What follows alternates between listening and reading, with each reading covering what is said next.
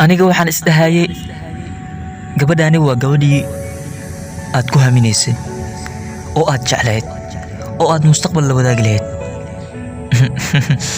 balse adiga xaggaaga waxaan ka ahay qof waalan, qof aan aqli qabin, qof aan adduunka la socon. balse waxaad ogaataa intaasoo dhan maskaxdaada waad ku heni kartaa, waayo xuraad tahay.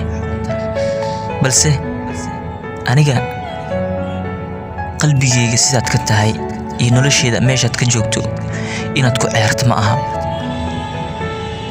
haddii aad qalbi qof kale aad jebinayso sidaani looma jebiyo, ee qaab wanaag ama farxad ay ku dheehan tahay ayaa loo jebiyaa, ee maaha qofka inaad ceesho oo aad uqdad iyo dhibaato aad ku abuurto.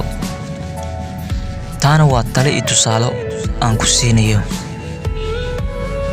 ma aha muhiimaddu qof hadduu ku jecel yahay inuu kugu ciyaarayo ama inuu been kuu sheegayo ama inuu mustaqbalkaaga ku ciyaarayo, ee waa waxa asigu uu u baahan yahay, qalbigiisuna uu u baahan yahay ayuu qofkaasi kuu sheegtay, maaha inaad dhulka ku jiddo.